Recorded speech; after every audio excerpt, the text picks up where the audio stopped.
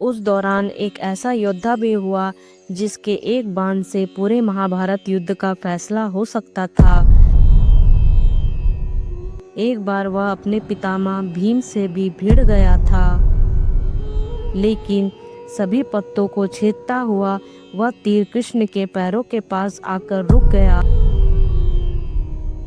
कहानी बर्बरिक की, जो बाद में खाटू श्याम के नाम से जाने गए।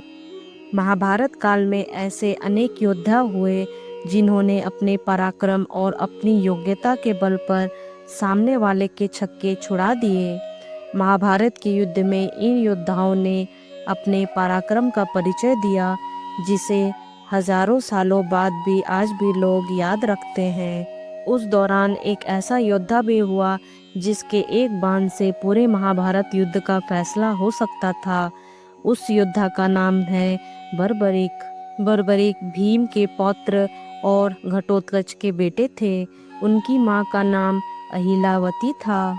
इनके जन्म से ही बर्बराकार घुंघराले केस थे, अतः इनका नाम बर्बरिक रखा गया। वह दुर्गा का उपासक था। कृष्ण की सलाह पर इसने गुप्त क्षेत्र तीर्थ स्थल में दुर्गा की आराधना की। उसने आराधना में विघ्न डालने वाले पलासी आदि दैत्यों का संहार किया। एक बार वह अपने पितामह भीम से भी भिड़ गया था। बाल्यकाल से ही बर्बरिक बहुत वीर और महान योद्धा थे। उन्होंने युद्ध कला अपनी माँ से सीखी थी। भगवान शिव की घोर तपस्या करके उन्हें प्रसन्न किया और 3 अभेद बाण प्राप्त किए और 3 बाणधारी का प्रसिद्ध नाम प्राप्त किया। अग्निदेव से प्रसन्न होकर उन्हें धनुष प्रदान किया, जो कि उन्हें तीनों लोकों में विजयी बनाने में समर्थ था। बर्बरिक दुनिया का सर्वश्रेष्ठ धनुर्धर थे। बर्बरिक के लिए 3 बाण ही काफी थे, जिसके बल पर वे कौरवों और पांडवों की पूरी सेना को समाप्त कर सकते थे। युद्ध के मैदान में भीम पौत्र बर्बरिक दोनों खेमों के मध्य बिंदु एक पीपल के वृक्ष के नीचे खड़े हो गए और यह घोषणा कर डाली कि मैं उस पक्ष की तरफ से लड़ूंगा जो हार रहा होगा। बर्बरिक की इस घोषणा से कृष्ण चिंतित हो गए। भीम के पौत्र बर्बरिक के समक्ष जब अर्जुन तथा भगवान श्री कृष्ण उसकी वीरता का चमत्कार देखने के लिए उपस्थित हुए, तब बर्बरिक ने अपनी वीरता का छोटा सा नमूना मात्र ही दिखाया। कृष्ण ने कहा कि यह जो वृक्ष है, इसके सारे पत्तों को एक ही तीर से छेद दो तो मैं मान जाऊंगा। बर्बरिक ने आज्ञा लेकर तीर को वृक्ष की ओर छोड़ दिया। जब तीर एक एक कर सारे पत्तों को छेदता जा रहा था, उसी दौरान एक पत्ता टूटकर नीचे गिर पड़ा। कृष्ण ने उस पत्ते पर यह सोचकर पैर रखकर उसे छुपा लिया कि यह छेद होने से बच जाएगा, लेकिन सभी पत्तों को छेदता हुआ वह तीर कृष्ण के पैरों के पास आकर रुक गया। तब बर्बरिक ने कहा कि प्रभु, आपके पैरों के नीचे एक पत्ता दबा है, कृपया पैर हटा लीजिए, क्योंकि मैंने तीर को सिर्फ पत्तों को छेदने की आज्ञा दे रखी है, आपके पैर को छेदने की नहीं। उसके इस चमत्कार को देखकर कृष्ण चिंतित हो गए। भगवान श्री कृष्ण यह बात जानते थे कि बर्बरिक प्रतिज्ञावश हारने वाले का साथ देगा।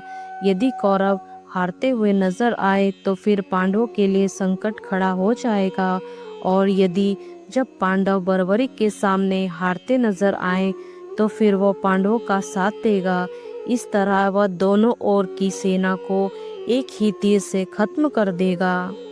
तब भगवान श्री कृष्ण ब्राह्मण का भेष बनाकर सुबह बर्बरिक के शिविर के द्वार पर पहुंच गए और दान मांगने लगे।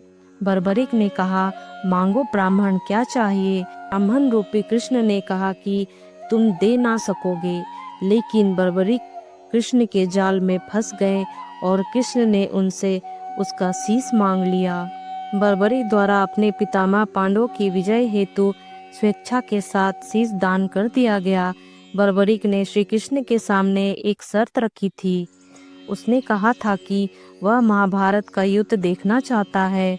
श्री कृष्ण ने बर्बरिक के सिर को एक ऊंचे टीले पर रख दिया, जहां से उसे युद्ध का पूरा नजारा दिख रहा था। युद्ध की समाप्ति पर पांडवों में ही आपसी तनाव हुआ कि युद्ध में विजय का श्रेय किसको दिया जाता है।